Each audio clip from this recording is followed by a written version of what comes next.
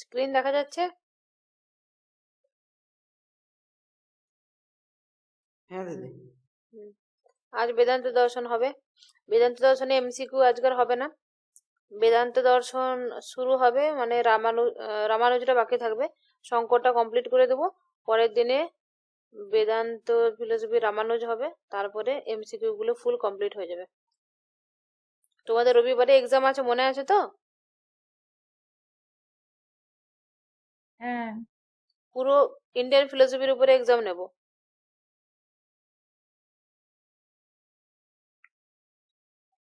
হলো বেদান্ত মানে কি? বেদের অন্ত। বেদের অন্ত মানে উপনিষদ।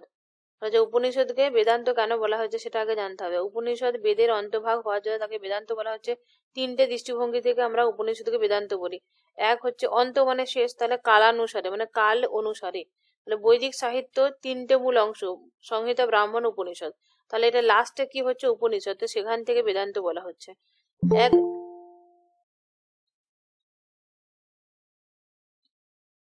এক হচ্ছে পাঠ্যক্রম অনুসারে, যে প্রাচীন ভারতে জীবনের চারটা স্তর, ব্রহ্মচর্য, গার্হস্থ্য, বানপ্রস্থ, সন্ন্যাস। তো সেখানে পাঠ্যক্রমটা সর্বশেষ পাঠ্যক্রম কিন্তু দেওয়া হতো তাদেরকে সন্ন্যাসের ক্ষেত্রে। সন্ন্যাসীতে সেই পাঠ্যক্রমটা কি হতো, সেটা হচ্ছে বেদের লাস্ট ভাগ উপনিষদটাকে পড়ানো হতো। এই যে বলেছে বানপ্রস্থ বা সন্ন্যাস জীবনে তাদেরকে উপনিষদটা পাঠ করানো হতো।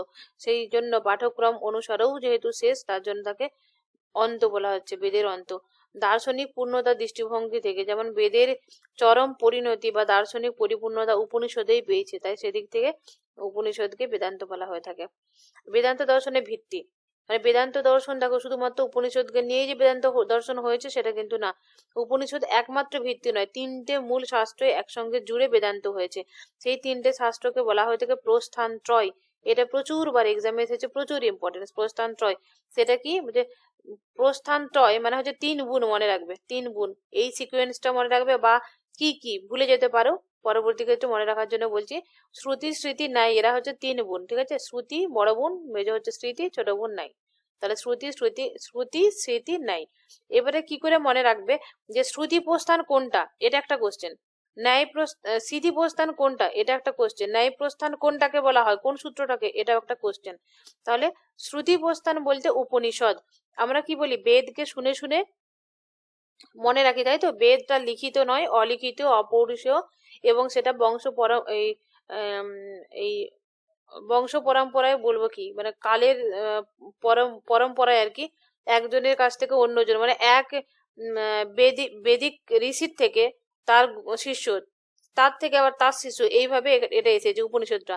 তার জন্য যেহেতু এটা শুনে শুনে উপনিষদটা, তার জন্য এটা শ্রুতি প্রস্থান। মনে থাকবে তারা, শ্রুতি প্রস্থান হলো তোমার উপনিষদ। স্মৃতি প্রস্থান কি? স্মৃতি প্রস্থান হচ্ছে ভগবত গীতা। ভগবত গীতাকে সবাই স্মরণ করে, দেখবে খারাপ পরিস্থিতি গেলেই স্মরণ করে। তাহলে স্মৃতি মানে স্মরণ, তাহলে স্মরণ হলো, স্মৃতি প্রস্থান হলো কি ভগবত গীতা। আর ন্যায় প্রস্থান সেটা হচ্ছে তোমার ব্রহ্মসূত্র, এটা হলো ন্যায় প্রস্থান। এই তিনটাকে একসঙ্গে বেদান্ত দর্শনের মূল ভিত্তি বলা হয়ে থাকে।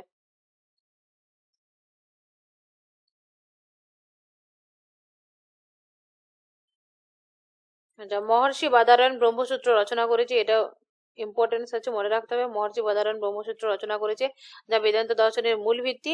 আর এই ব্রহ্মসূত্রকে কিন্তু আর কি কি নামে ডাকা যায়? ব্রহ্মসূত্রকে কিন্তু বেদান্ত সূত্র বলা হয়ে থাকে। শারীরিক মীমাংসা বলা হয়ে থাকে, উত্তর মীমাংসা বলা হয়ে থাকে। পূর্ব মীমাংসা কাকে বলা হয় বলতো? মীমাংসা দর্শনটাকে। আর এটাকে বলা হচ্ছে উত্তর মীমাংসা। ওটাকে বলা হয় কর্মকাণ্ড মীমাংসা দর্শনটাকে। আর এটাকে বলা হচ্ছে, বেদান্তকে বলা হয় জ্ঞানকাণ্ড। ম্যাম বলো। বলছি প্রথমে যে কালানুসারে যেটা বললে না, সংহিতা, ব্রাহ্মণ, আরণ্যকটা কোথায় গেল? তিনটে ভাগ বললেন তো।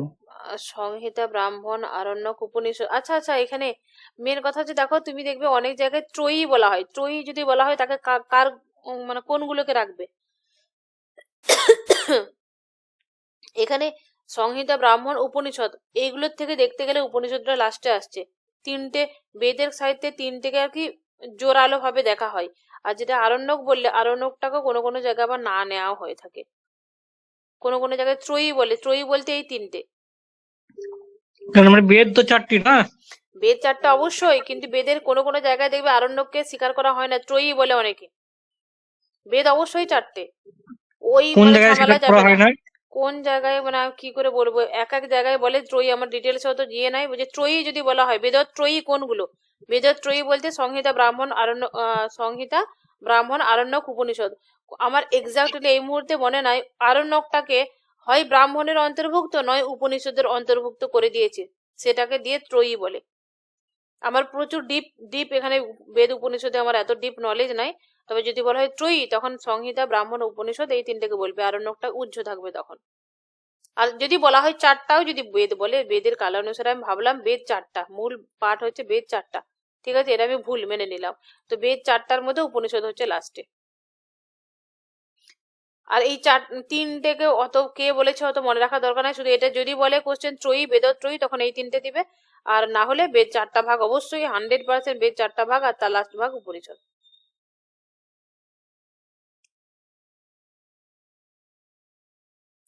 বেদান্ত দর্শনের মূল ভিত্তি এই যে উপনিষদ, ভগবত গীতা, যেটা বললাম এই তিনটেই, দুবার হয়ে গেছে এটা। ব্রহ্মসূত্রকে বেদান্ত সূত্র বলা হয়ে থাকে, সারিমীমাংসা বলা হয়। এখানে কটা সূত্র থাকে? 555টা সূত্র থাকে। আর এই যে ব্রহ্মসূত্রটা, সেই সূত্রটার আবার মোট 4টা অধ্যায় আছে। সমন্বয়, অবিরোধ, সাধন আর ফল। সমন্বয়ে কি বলা আছে?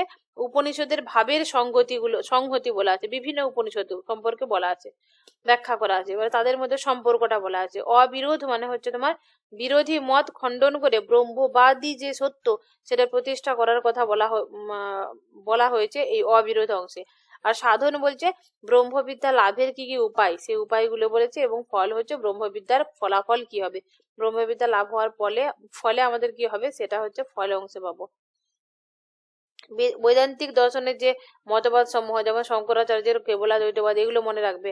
রামানুজের বিশিষ্ট দ্বৈতবাদ, নিম্বার্কের দ্বৈতবাদ, মধ্যাচার্যের দ্বৈতবাদ, বল্লভীর শুদ্ধাদ্বৈতবাদ, জীব গোস্বামীর অচিন্ত্য ভেদাভেদবাদ। দেখো এখানে শঙ্করের কেবলাদ্বৈতবাদ আর রামানুজের বিশিষ্ট দ্বৈতবাদ, এইগুলোই হচ্ছে বেশি বেশি করে কোশ্চেন থাকে, এগুলো থেকে বেশিরভাগ কোশ্চেন হয়। সিলেবাস যখন পুরো কমপ্লিট হয়ে যাবে তারপরে আমি নিম্বার্কের দ্বৈতবাদ, মধ্যাচার্যের দ্বৈতবাদ, বল্লভ আর গোস্বামী, এই জীব গোস্বামী, এই চারজনকে নিয়ে একদিন আমি একটা ক্লাস পরে করে দেবো। এখন তোমাদের অন্তত রামানুজ পর্যন্ত কোশ্চেন রাখবো, বা এক দুটো কোশ্চেন আমি যদি এখান থেকে দিয়েও দিই যেগুলো খুব সহজ বা যেগুলো মনে থাকবে, প্রচুর বার কোশ্চেনে আসে, সেগুলো চলবে। যেমন এটা আছে বল্লভের কি শুদ্ধাদ্বৈতবাদ কার, সেটা হচ্ছে তোমার বল্লভের। মাধবাচার্য দ্বৈতবাদ স্বীকার করেছে। এই অচিন্ত্য ভেদাভেদবাদ কার, এটা সেটের এক্সামে পড়েছিল, এটা হচ্ছে তোমার জীব গোস্বামীর। এরকম এদের উপরই কোশ্চেন পেয়ে যাবে। আচ্ছা, শঙ্করাচার্যের কেবলাদ্বৈতবাদ আর রামানুজের বিশিষ্ট দ্বৈতবাদ, এই দুটো আমাদের পড়বো। এখন আমাদের সিলেবাসে এগুলোই বেশি কোশ্চেন করবে। তো আজকে যেটা পড়বো শুধুমাত্র শঙ্করটা। তাহলে শঙ্করের মতে যে ব্রহ্ম এবং আত্মাকে, সেগুলো আগে দেখবো।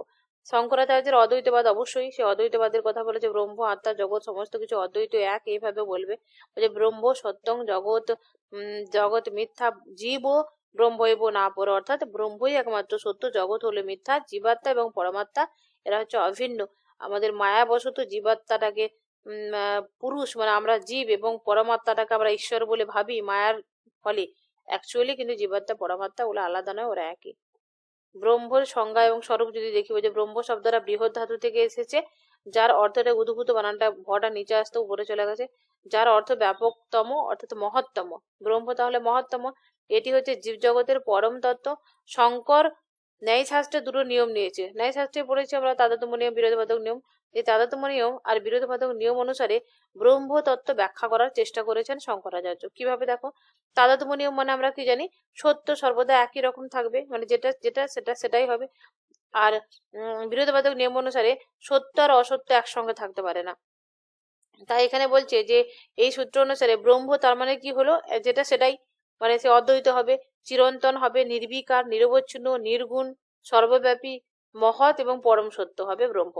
ব্রহ্ম এবং আত্মার অভেদ, তাহলে জীবাত্মা বা আমরা আর কি, আত্মা এবং ব্রহ্ম তাদের মধ্যে অভেদ, তারা হচ্ছে একই, তাদের মধ্যে ভেদ নেই।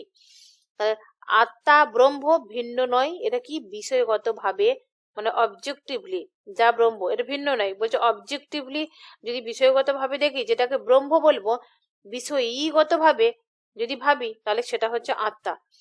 বহির্জগতের বিভিন্নতার জন্য একত্ব অনুবর্তমান, মানে বাইরের জগতের জন্য যেটা দেখি সেটা হচ্ছে ব্রহ্ম। আর মনোজগতের থেকে যদি দেখি অভিন্নতার অনুবর্তমান সত্তা হলো আত্মা। মানে মনের দিক থেকে যদি দেখি যে আত্মাগুলো এক, বহির্জগতের দিক থেকে যদি দেখি ব্রহ্ম আত্মা যা আছে সমস্ত কিছু এক। তাদের মতে একটা কনসেপ্ট মাথায় রাখবে শুধুমাত্র শঙ্করের ক্ষেত্রে, যে অদ্বৈত। তার মতে জীব জগৎ ব্রহ্ম মানে যা কিছু দুনিয়াতে দেখবে সমস্ত কিছুই এক বা সেম, শুধুমাত্র মায়ার জন্য আলাদা করে দেখা হয়।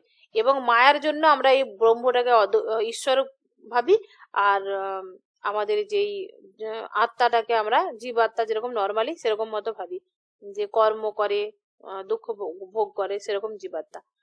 আর ব্রহ্মকে অবশ্য সচ্চিদানন্দ বলেছে, সৎ চিত এবং আনন্দ। তাহলে যে ব্রহ্ম তিনটে গুণের মাধ্যমে চিহ্নিত হয়। একটা হচ্ছে সৎ চিত আনন্দ। সৎ হচ্ছে তোমার সত্তা, ব্রহ্ম হলো শাশ্বত এবং চিরন্তন। চিত হলো তোমার চৈতন্য, মানে হচ্ছে ব্রহ্ম স্বপ্রকাশ এবং জ্ঞানের উৎস। আনন্দ হচ্ছে সুখময়তা, মানে ব্রহ্ম হচ্ছে আনন্দ স্বরূপ। আর যখন কেউ মোক্ষ প্রাপ্তি হয় সেও কিন্তু পরমানন্দ ভোগ করে, সে আনন্দের অধিকারী হয়। আর ন্যায় দর্শনে যদি বলি, ন্যায় দর্শনে কি বলেছিলাম, মোক্ষ বা মুক্তি হলে তার দুঃখও থাকবে না, ঠিক সেরকম ভাবে সুখের অনুভূতিও থাকবে না, একেবারে সমস্ত কিছু একদম নীল হয়ে যাবে। এটা খুবই ইম্পর্টেন্ট যে জীবের চারটা অবস্থা, আত্মার চারটা অবস্থা। সেই শঙ্করের মতে জীবের চারটা চৈতন্য রয়েছে, মানে চৈতন্যের যে চারটা স্টেট বা স্টেপ, সেগুলো কি কি দেখো। একটা হচ্ছে জাগ্রত, স্বপ্ন, সুষুপ্তি, তুরীয়। এটা প্রচুরবার পড়েছি, ওয়াকিং, স্লিপিং আর ডিপ স্লিপ। আর এটা হচ্ছে তোমার না উল্টো বলে দিলাম না, এটা হচ্ছে ওয়াকিং স্টেট, এটা স্বপ্ন মানে ড্রিমিং, এটা হচ্ছে স্লিপিং, আর এটা হচ্ছে ডিপ স্লিপিং। তাহলে জাগ্রত মানে কি হলো, বহির্জগতের অভিজ্ঞতা, ডিপ স্লিপিং হবে, আর শেষেটা তো পিওর কনসিয়াসনেস হয়ে যাবে। Pure consciousness. এটা স্বপ্ন, এটা হচ্ছে ডিপ, এই স্বপ্ন না, ড্রিম। ইংরেজি কি, স্লিপ, এই ড্রিম, সরি ড্রিম, ড্রিম আর এটা ডিপ স্লিপ, ডিপ সুষুপ্তি। স্লিপ। আর এটা হচ্ছে তোমার পিওর স্লিপ, মানে একদম তুরীয় অবস্থা, একদম অদ্বৈত যেটা হয়ে যাবে আর কি। তাহলে জাগ্রত হচ্ছে তোমার বহির্জগতের যে অভিজ্ঞতা থাকবে, মানে আমরা এখন জেগে আছি, এই যে চোখ কান মুখ খুলে কথা বলছি আমরা জাগ্রত। স্বপ্ন মানে শুয়ে শুয়ে স্বপ্ন দেখবো, এখন একটু পরে শুয়ে পড়বো। তারপরে সুষুপ্তি মানে গভীর একদম নিদ্রা অবস্থায় যাব, তখন কি মনে হবে যে আত্মা চৈতন্য রূপে থাকে কিন্তু অভিজ্ঞতা অনুপস্থিত থাকে। আর তুরীয় মানে সেখানে হচ্ছে সমাধির অবস্থা চলে যাবে, আত্মার যে একবারে প্রকৃত অবস্থা। তাহলে যদি বলা হয় শঙ্করের মতো আত্মার প্রকৃত অবস্থা কি হবে বলতো, অ্যাকচুয়ালি ব্রহ্ম যেটা সেটাই তো, ওটা তো ব্রহ্মই। প্রকৃতপক্ষে আমরা হচ্ছে ব্রহ্মই, জীবটাও অ্যাকচুয়ালি ব্রহ্মই, আমাদের দেখার দৃষ্টিভঙ্গি শুধুমাত্র, এই কথাটা বলবে শঙ্কর। তাহলে ব্রহ্ম আর জগতের যে সম্পর্ক এবারে দেখবো, আত্মার সাথে দেখলাম, এবারে ব্রহ্ম আর জগৎ কি। শঙ্কর কি বলছে, জগৎ ব্রহ্মের বিবর্ত নয়, বরং মায়ার প্রভাবে ব্রহ্ম জগৎ রূপে প্রতিভাত হচ্ছে।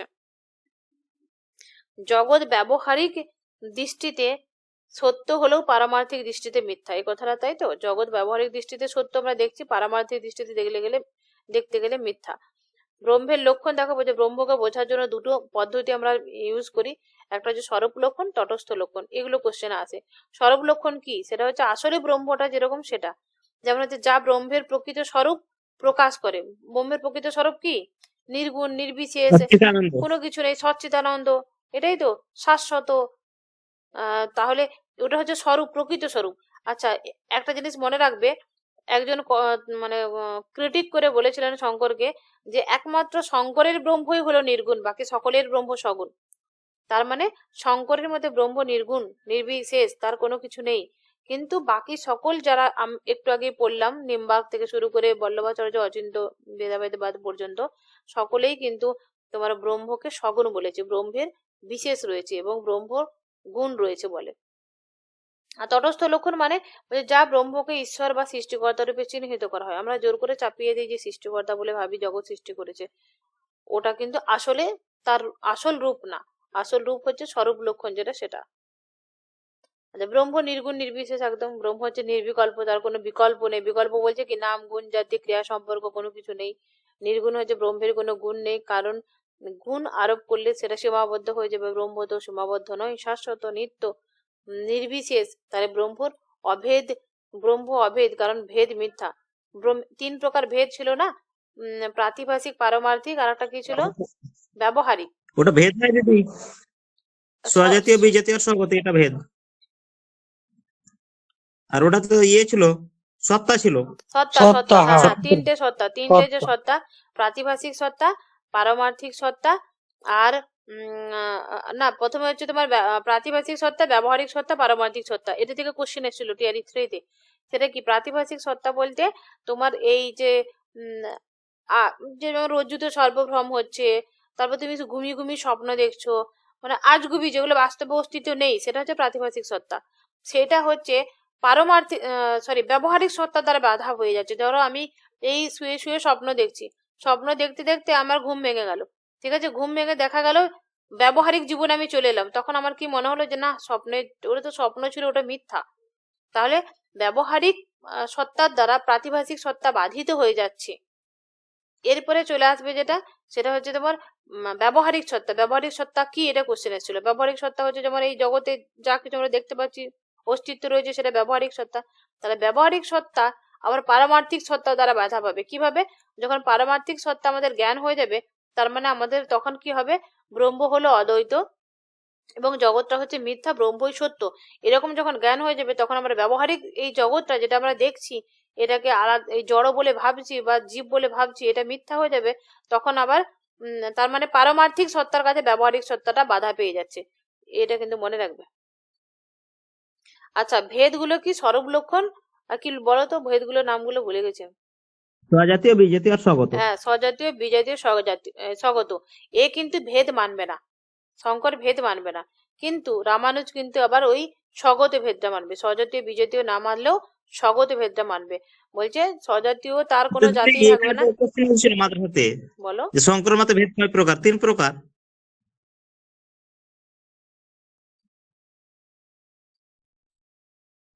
তো স্বগত ভেদটা রামানুজ মানছে। কি করে স্বগত ভেদ কি করে মানছে? শঙ্কর তিনটা ভেদ স্বীকার করে। ব্রহ্মের কোনো ভেদ নেই, এই কথাটা বলছিল। ব্রহ্মের স্বগত শঙ্কর ভেদ তিনটা নেই। ভেদ স্বীকার করে, আর ওই স্বজাতীয় বিজাতিটা রামানুজ স্বীকার করে না, শুধুমাত্র স্বাগত স্বীকার করে। আমি তো ঘুমিয়ে ঘুমিয়ে আজকে সাংখ্য দর্শন পড়াতে গেছি না, যোগ দর্শনের নোট বার করেছিলাম একটু আগে। এখানেও কি আমার মাথা কাজ করছে না তাহলে বলছো?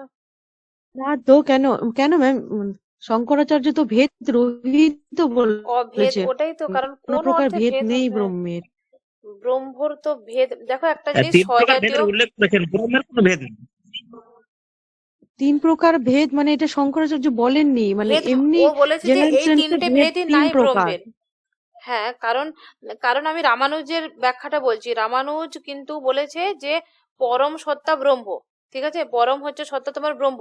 ব্রহ্মের দুটো পার্ট রয়েছে, একটা জীব আর একটা হলো জগৎ। জীব এবং জগৎ এই দুটো ব্রহ্মের উপর ডিপেন্ড করে, আর পরম সত্য হলো তোমার ব্রহ্ম।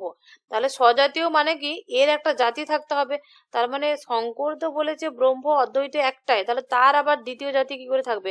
যেমন আমি হচ্ছি স্বজাতীয়, মানে স্বজাতীয় ভেদ মানে কি, ধরো আমার সাথে তোমার ভেদ, মানে আমিও মানুষ তুমিও মানুষ, মানে আমাদের জাতিটা একই, মানুষ, মনুষ্যত্ব। তাহলে আমাদের মধ্যে ভেদ আছে, তুমি আমি একই কি আলাদা? এর বিজাতীয় ভেদ মানে আমার সাথে গরুর ভেদ, আমার সাথে অন্য প্রাণীর ভেদ, সেটা হচ্ছে বিজাতীয়। আর স্বগত ভেদ যেটা, সেটা হচ্ছে আমার সাথে, আমার নাকের সাথে আমার হাতের ভেদ, আমার চোখের সাথে আমার মুখের ভেদ, এটা হচ্ছে স্বগত ভেদ। তাহলে তোমার ব্রহ্ম শঙ্কর কিভাবে মানবে? শঙ্করের মতে তো বলছে ব্রহ্ম হচ্ছে অভেদ, মানে কোনো ভেদ মানবে না সে, ভেদ মিথ্যা, এই কথাটা বলছে, নির্বিশেষ।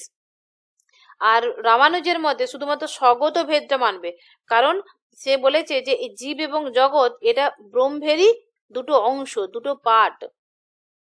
ঠিক আছে, এবার কি ক্লিয়ার হলো? এর বাইরে কি তোমরা কিছু বলতে চাইছো? ম্যাডাম বলতে চাইছিলাম যে মানে কিন্তু ব্রহ্মের কোনো ভেদ নেই। শঙ্কর আর এটা এই কোশ্চেনটা একটু মাদ্রাসাতে এসেছিল, ওর জন্য তখন দেখেছিলাম। বলো, আরেকবার বলো। এমনি ভেদ কয় প্রকার? তাহলে 3 প্রকার। হ্যাঁ, ভেদ তো 3 প্রকার অবশ্যই, কিন্তু ভেদ তো মানেনি, 3 প্রকার কি মেনেছে শঙ্কর? ব্রহ্মের কোনো ভেদ নেই, ব্রহ্মের কোনো ভেদ নেই। ওটাই তো। হ্যাঁ, দেখো শঙ্করের কোশ্চেনটা কিভাবে পড়েছে তার উপর ডিপেন্ড করবে, কিন্তু যদি বলা হয় শঙ্করের মধ্যে কি ঈশ্বর আছে, কিন্তু অ্যাকচুয়ালি ওকে বলতে হবে উত্তরটা এইভাবে যে ব্যবহারিক দৃষ্টিতে ঈশ্বর আছে, কিন্তু পারমার্থিক দৃষ্টিতে ঈশ্বর আবার নেই, এরকম করে উত্তর দিতে হবে শঙ্করের, তাই তো। ব্যবহারিক দৃষ্টিতে ও বলবে যে জগৎ, আমাদের মানুষ, সমাজের যে মানুষ রয়েছে তাদেরকে বোঝাবার জন্য ঈশ্বর জগৎ সৃষ্টি করেছে, এটা বোঝাতে হবে, এবং মায়ার দ্বারাই সেটা ব্রহ্মটা ঈশ্বরে পরিণত, ব্রহ্মকে ঈশ্বর ভাবা হচ্ছে। অ্যাকচুয়ালি কিন্তু ঈশ্বর টিশ্বর আলাদা করে কোনো কিছু নেই, বা এই জীব জগৎ আলাদা করে কোনো কিছু নেই, সমস্তটাই ব্রহ্ম। আমাদের দেখার দৃষ্টিভঙ্গির উপরে ডিপেন্ড করবে। ভেদ কিন্তু তিনটে মানেনি, এটা তুমি কোশ্চেন যেভাবে পড়বে কোশ্চেনের উপর ডিপেন্ড করবে, ভেবে আনসার দিবে।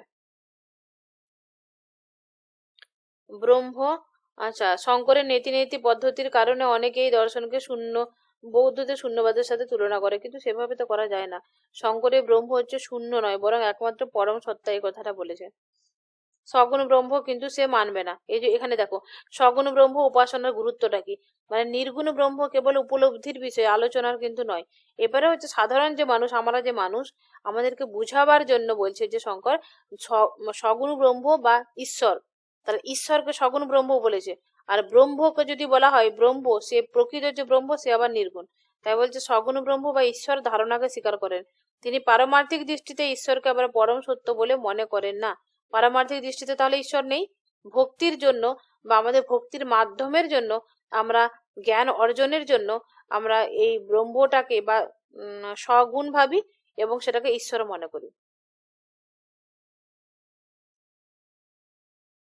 অদ্বৈতবাদের প্রবক্তা শঙ্করাচার্যের মতে তার মানে প্রকৃতই যদি বলি নির্গুণ এবং অদ্বয় ব্রহ্মটাই হলো ব্রহ্ম, আর সেটা হলো একমাত্র পরম সত্য।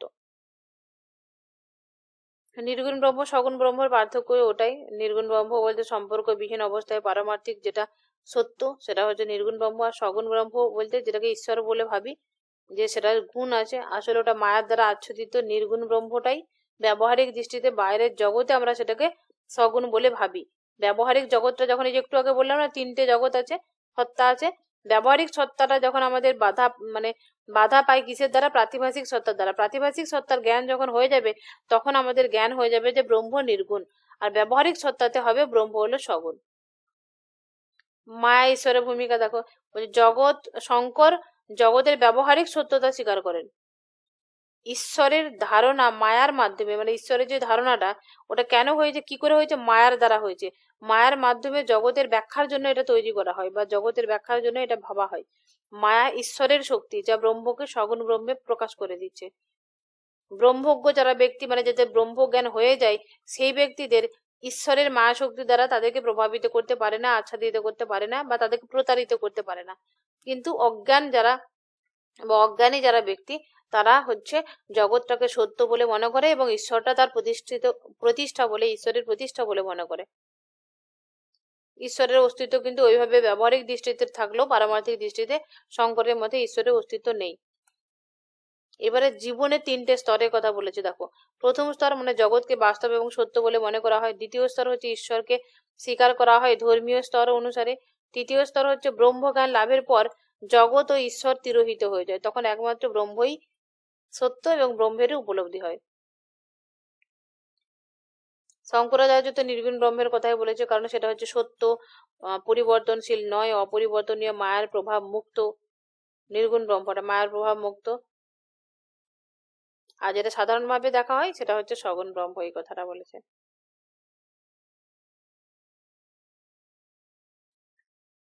এই একটাই কথা বারবার, ব্রহ্ম ব্রহ্ম হলো একমাত্র সত্য, জগৎ মিথ্যা, ব্রহ্ম জগতের স্রষ্টা, জগতে ও সত্য। শঙ্কর মায়াবাদীর দ্বারা, তার মায়াবাদী উক্তিগুলোর মধ্যে একটা সঙ্গত স্থাপন করার চেষ্টা করেছে। এই লাইনগুলো তুলে অপশন দিয়ে দেয় আর কি। জগৎ ব্রহ্ম থেকে স্বতন্ত্র নয়, কারণ সম্পর্ক মাত্রই দুটি পৃথক সত্তার মধ্যকার সম্পর্ক বোঝায়। ব্রহ্ম অসীম, নির্গুণ, অখণ্ড, তাই এটি সসীম জগতের কারণ হতে পারে না। মানে ব্রহ্ম সম্পর্ক বলছে আর কি। ব্রহ্ম জগতের পরিণামে রূপান্তরিত হয় না, বরং মায়ার কারণে জগৎ প্রতিভাত হয়। মায়া শক্তির ফলে বদ্ধ জীব জগৎকে সত্য বলে মনে করে এবং জগতের স্রষ্টা বলে ঈশ্বরকে মনে করে। আর যদি জ্ঞান হয়ে যায় তখন ব্রহ্মটাই সত্য হয়। সদানন্দের লেখা হচ্ছে বেদান্ত সার, এটা নামটা মনে রাখবে। আচ্ছা, মায়া সম্পর্কে কি কি ব্যাখ্যা দিয়েছে। মায়া হচ্ছে তোমার সচ্চিদা লক্ষণ অনির্বচনীয়, মানে সচ্চিদ লক্ষণ যেটাকে বলা হচ্ছে। মায়া হচ্ছে সৎ নয়, অসৎ নয়, অনির্বচনীয়। দিদি বেদান্ত স্যার এরও পাচ্ছি, শঙ্করেরও পাচ্ছি।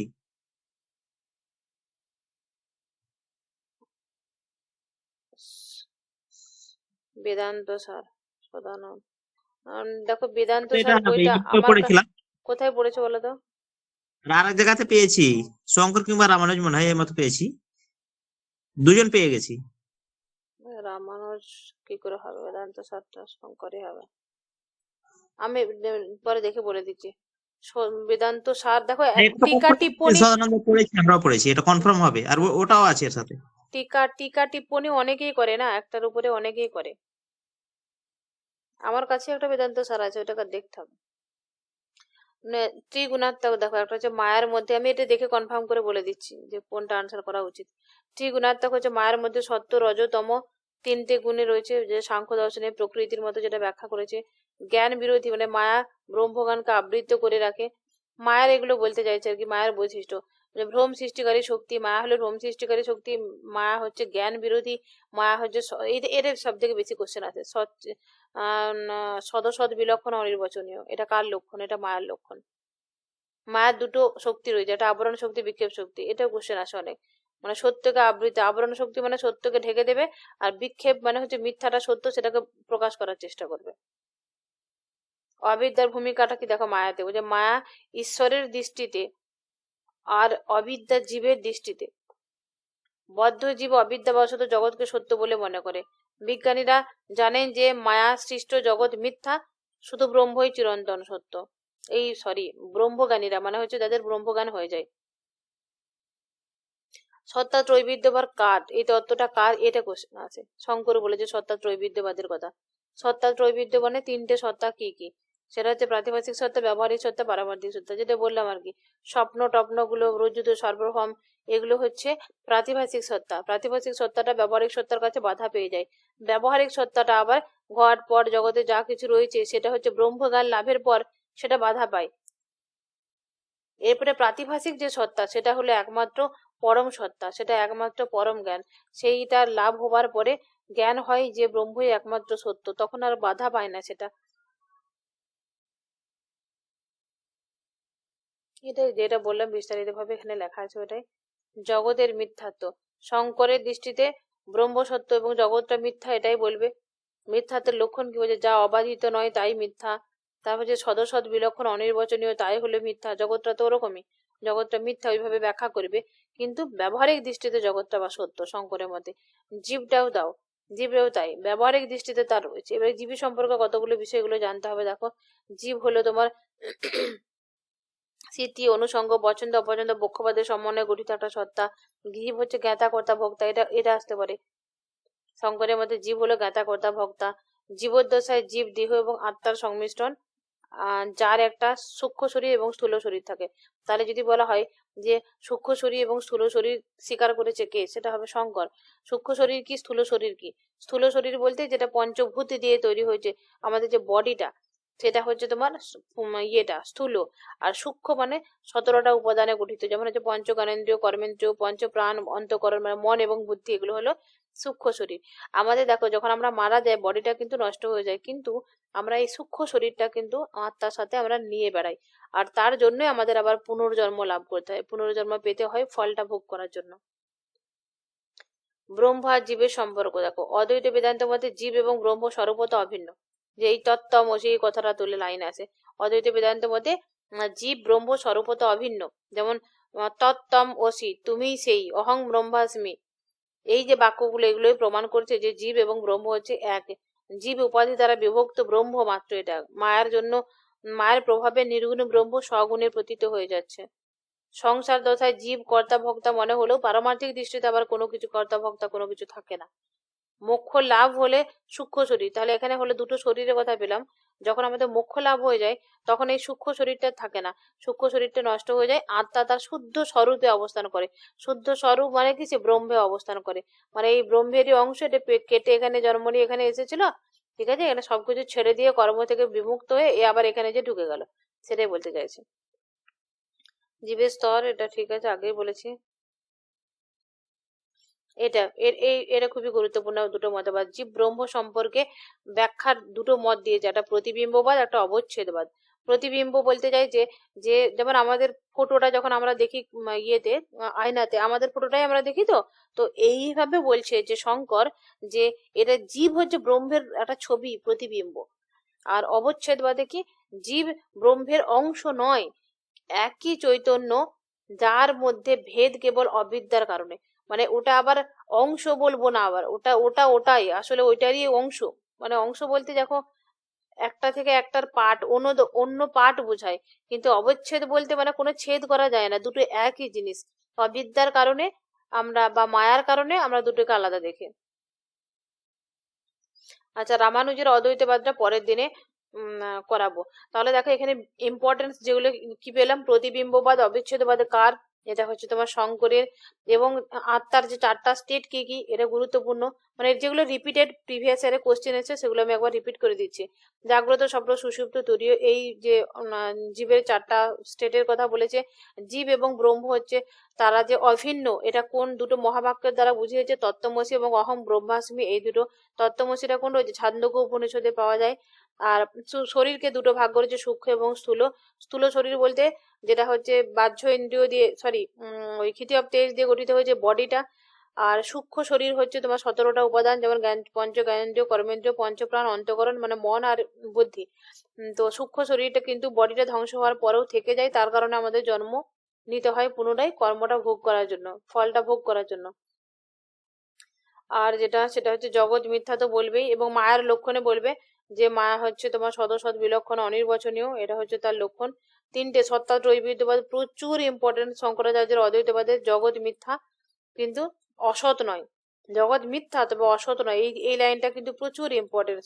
জগৎটাকে কিন্তু সে মিথ্যা বললেও অসৎ বলেনি। অসৎ বলতে কেমন, যেমন সোনার পাথর বাটি, সোনার পাহাড়, এইগুলো হচ্ছে অসৎ, যার কোনো অস্তিত্ব নেই। কিন্তু যেটা হচ্ছে জগৎ, যেটা মিথ্যা সেই মুহূর্তের জন্য হলো, সেটা বাস্তবে আমরা ব্যবহারিকে সেটা পাই। আর তার সত্যতিবিদ্যবাদে তিনটে মতবাদ, একটা হচ্ছে তোমার প্রাতিভাসিক, মানে হচ্ছে অ্যাপারেন্ট রিয়েলিটি, এম্পিরিক্যাল রিয়েলিটি আর অ্যাবসলিউট রিয়েলিটি। প্রাতিভাসিক, ব্যবহারিক, পারমার্থিক। আচ্ছা, মায়ার দুটো শক্তি, আবরণ শক্তি, বিক্ষেপ শক্তি। আবরণ শক্তি দ্বারা কি করে, সত্যকে ঢাকে, বিক্ষেপের দ্বারা মিথ্যাটাকে প্রমাণ করার চেষ্টা করে।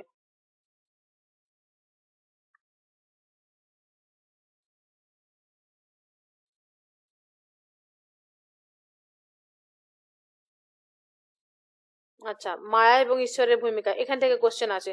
তাহলে শঙ্করের মতে যেটা বললাম যে মায়ার দ্বারাই আমরা ব্রহ্মকে ঈশ্বর বলে মনে করি। আসলে ঈশ্বর বলে অন্য কোনো কিছু নেই। ব্যবহারিক দৃষ্টিভঙ্গি থেকে ঈশ্বর আছে, জগৎ আছে, জগতের সৃষ্টিকর্তা রূপে ঈশ্বর আছে, কিন্তু পারমার্থিক দৃষ্টিতে এগুলো কোনো কিছু নেই। আর শঙ্করের ব্রহ্ম হচ্ছে নির্গুণ ব্রহ্ম, নির্বিকার ব্রহ্ম।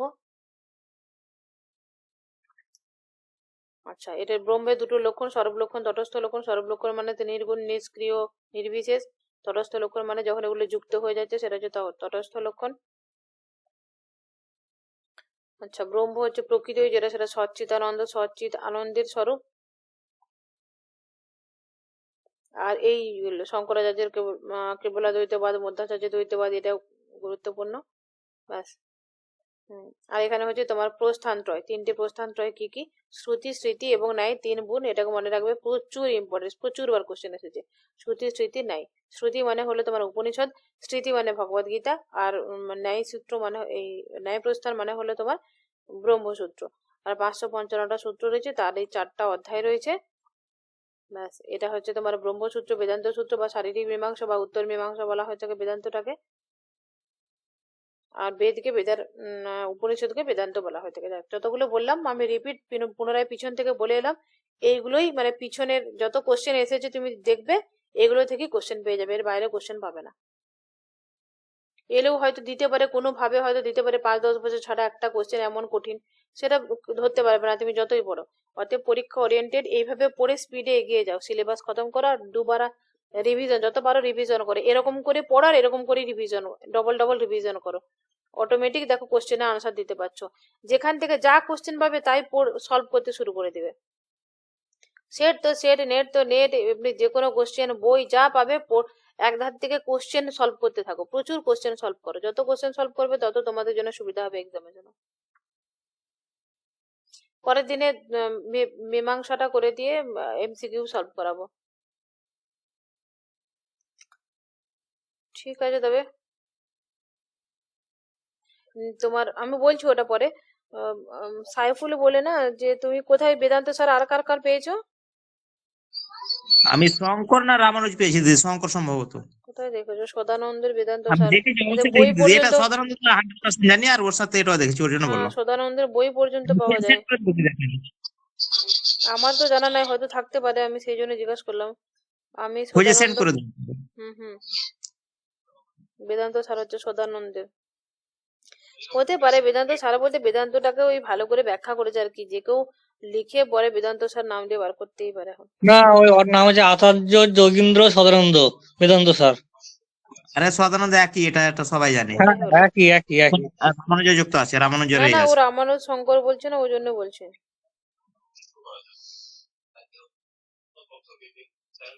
ঠিক আছে, যাই হোক, ছাড়ো। আমি দিয়ে দেবো অপশনে দিদি, খুঁজে দিয়ে দেবো। একসঙ্গে অপশনে অতগুলো থাকবে না, যে কোনো একটাই থাকবে। এখন এখন বেশি বাইরের ইনফরমেশন বেশি নেওয়ার দরকার নেই। পরীক্ষা ওরিয়েন্টেড আগে জব নাও, জব নেওয়ার পরে এগুলো ডিপ নলেজ হবে। এটা একটা কথা বললাম, ওই রামানুজ ওর যে এটা ব্রহ্মকে তাদের জানার উপায়টা কি? এদের যেমন স্বরূপ তথেষ্ট লক্ষণ, রামানুজের মানে ব্রহ্মকে জানার কি উপায় কি? ও ভক্তির কথা বলবে, রামানুজ ব্রহ্মকে পাওয়ার জন্য ভক্তি যোগের কথা বলবে। আর জ্ঞান যোগের উপরে জোর দিবে শঙ্কর।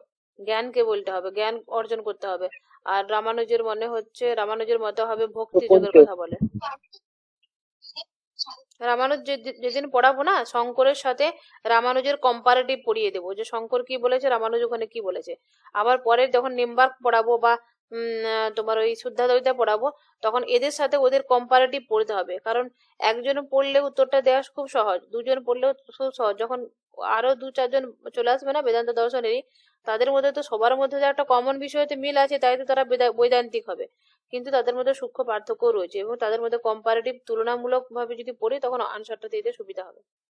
বেদান্ত পরের দিনে রামানুজ পড়াবো, অতএব বেদান্ত এই শঙ্করের যে কেবলাদ্বৈতবাদ, এটাকে অবশ্যই টেনে আনতে হবে, প্রত্যেকটা ক্ষেত্রে টেনে এনে পড়াবো, তখন কম্পারেটিভ হয়ে যাবে,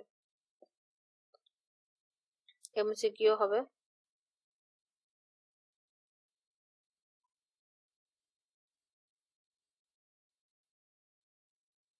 আর যদি ভেদ কোশ্চেন আসে, ভেদ তিনটে সত্তা ত্রৈবিদ্যবার কার, এটা তো শঙ্করের। কিন্তু যদি বলে সে কি তিনটে ভেদ মেনেছে, তখন বলতে হবে না, ভেদ কিন্তু সে মানেনি। তিনটে ভেদের উদাহরণ দিয়েছে, দেখিয়ে দিয়ে বলেছে কোনো রকম ভেদই তার নেই, অভেদ সে। আর ব্যবহারিক দৃষ্টিতে যদি কোশ্চেন পড়ে, যে ব্যবহারিক দৃষ্টিতে যাই করুক না কেন, ব্যবহারিক আর পারমার্থিক দৃষ্টিটা মাথায় রাখবে। ব্যবহারিক দৃষ্টি ভাবলে হবে আছে, পারমার্থিক দৃষ্টি হলে একবার ব্রহ্মটাই সত্য, আর কোনো কিছু নাই। ঠিক আছে, আজকে তাহলে ক্লাস শেষ করে দিলাম এখানে।